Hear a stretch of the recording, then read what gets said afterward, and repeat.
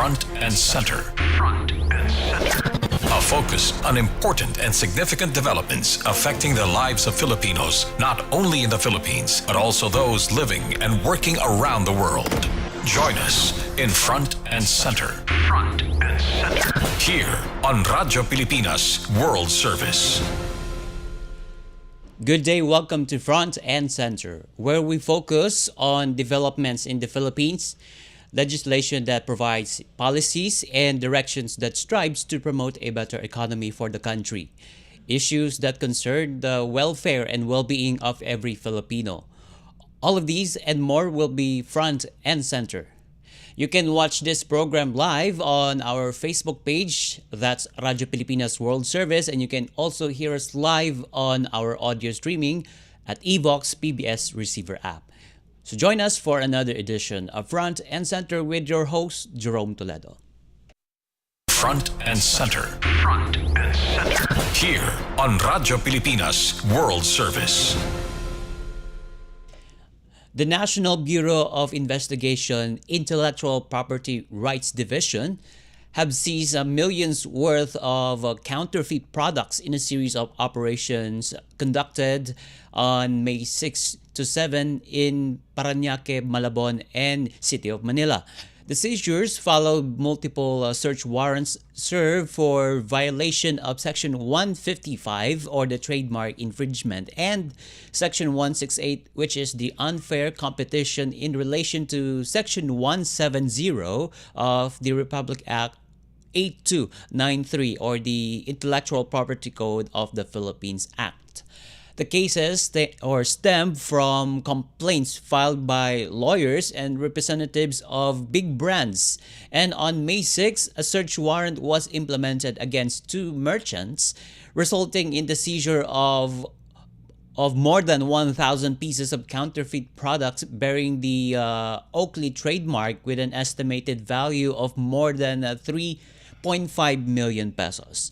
The following day, the search warrants were enforced against 4 stores in Binondo, Manila, and a warehouse located in Malabon City that resulted in the confiscation of more than 1,000 pieces of fake Gucci's and Yves Saint Laurent products with an estimated value of almost 52 million pesos.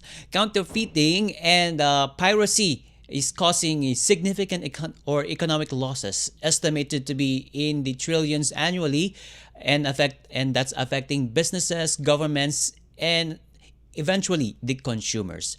And these losses includes lost sales, reduced tax revenues, job losses, and increased legal costs for businesses. And counterfeit goods also pose risk to consumer safety and as well as brand reputation, further exacerbating the economic impact. Also, counterfeit goods can damage the reputation of brands and businesses, leading to a decline in customer confidence and sales. And to recall, the National Committee on Intellectual Property Rights, or NCIPR, has seized more than 40 billion peso worth of counterfeit products from January to December last year. And that losses could have supported millions of students who are into entrepreneurship or on designs or support the education system in the Philippines in general. Authorities led by Philippine National Police and in coordination with the concerned agencies like the Intellectual Property Office of the Philippines and as well as the National Bureau of Investigation must work together to combat this illegal trade of fake goods that harms not only Filipino businesses and industries, but also the Philippine economy in general. Front and Center. Front and Center. Here on Radyo Pilipinas World Service. Moving on to another significant developments here in the country, particularly on the transportation sector. Senators Francis Tolentino and J.B. Ejercito welcomed the signing of Republic Act number 12209, which removes the controversial double plate requirement for motorcycles, saying this will correct what they describe as an unjust and impractical policy. The new law, which is signed by President Marcos Jr. on May 9th, amended the Republic Act number 11235 or the Crime Prevention Act, removing the mandatory front metal plate and eases the penalties under RA 11235, a move Senators Tolentino and Ejercito said was long overdue. And that law also sets a deadline for the Land Transportation Office to clear its backlog of license plates by June 30 of next year. And both senators emphasized that the new law strikes a balance between public order and the rights of ordinary motorcycle users. Senator Ejercito, who pushed for the amendments as part of his campaign platform in the 2022 presidential elections, called the law's enactment a fulfilled promise and credited its passage to the support of rider groups, stakeholders, and fellow legislators. And it can be recalled that this law was originally authored by former Senator Richard Gordon, and its primary purpose is to combat crimes involving motorcycles, particularly those involving in riding in tandem perpetrators. And the law aims to facilitate the identification of motorcycle use in crimes by requiring larger, more legible and identifiable license plates. It also mandates the Land Transportation Office to maintain a registry of motorcycles for easier investigation and as well as law enforcement. Upon scrutiny of this law, rider groups protested certain provisions of the law, particularly the use of the larger license plates measuring 235 millimeter in width and 135 millimeter in height, particularly decal or sticker number plate on the front. And former Senator Gordon clarified that no metal plate will not be used in regarding to that, but a large decals will be used there. And the amendments under the Motorcycle Crime Prevention Act that was signed by President Ferdinand R. Marcos Jr. are the following. First one, requirements for new owners to transfer motorcycle ownership within 20 working days. Second is the modification for punishment and fines, which was lowered down to 20,000 pesos but not more than 50,000 pesos, and originally it was at a 100,000 peso fine.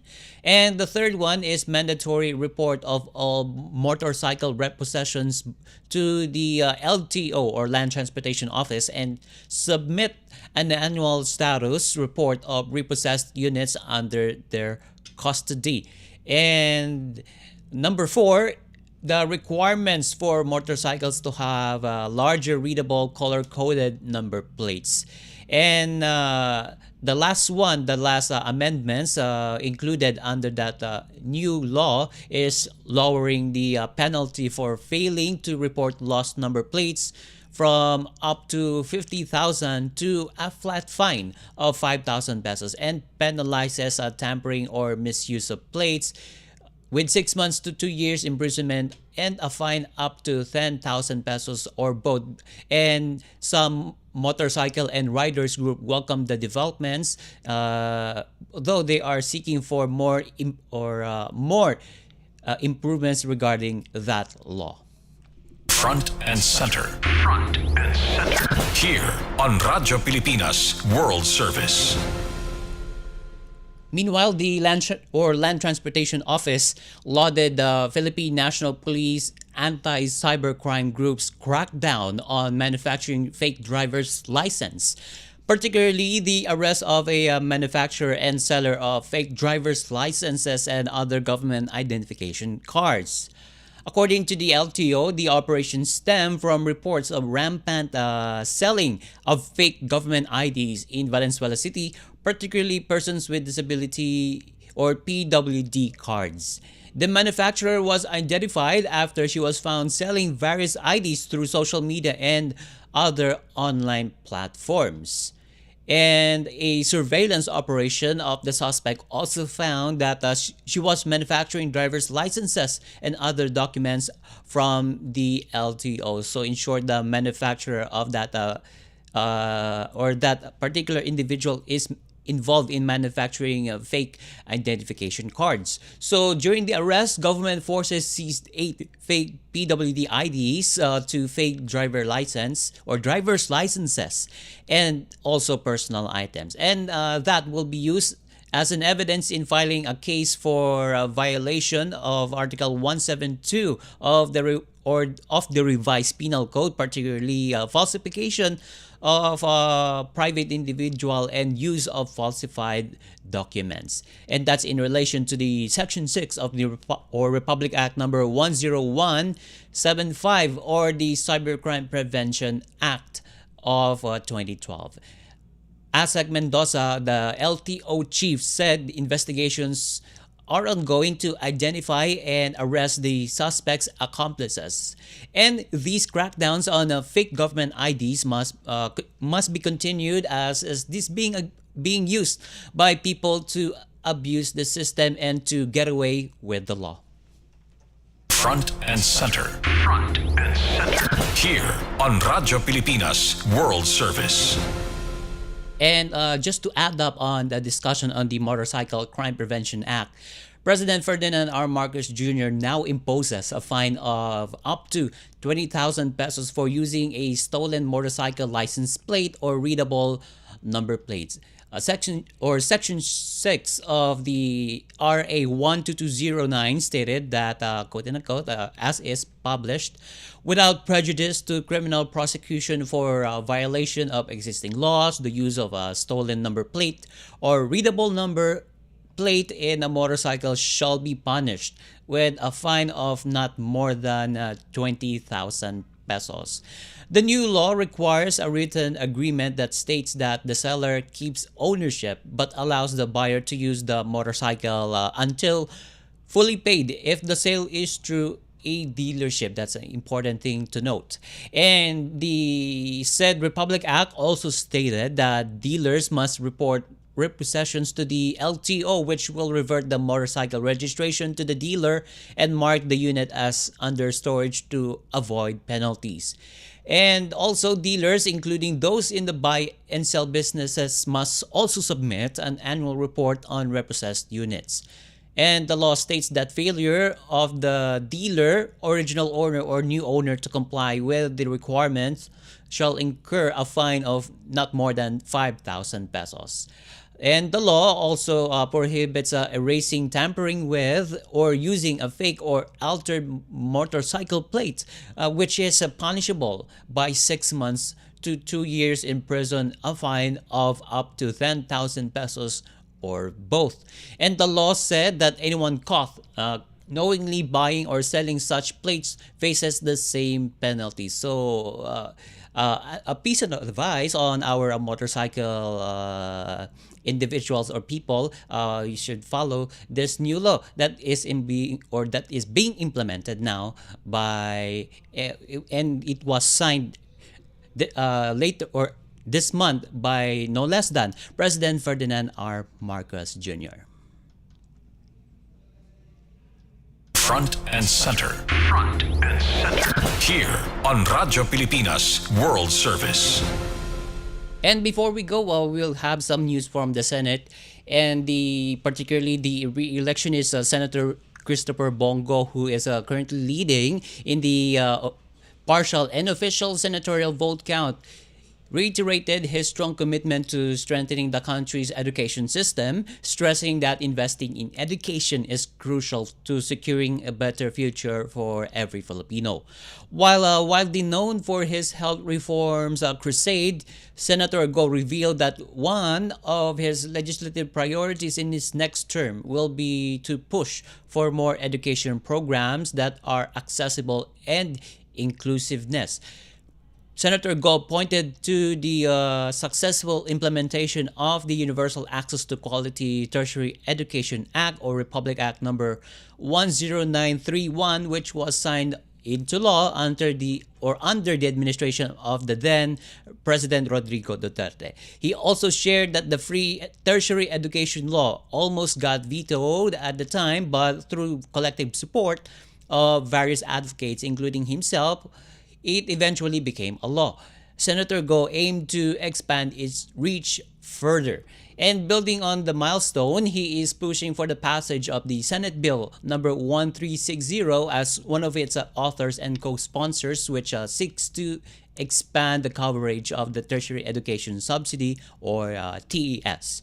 In addition to making tertiary education more accessible, Senator Go, which chairs the Senate Committee on Health and Demography, is also advocating for the strengthening of mental health services within state universities and colleges.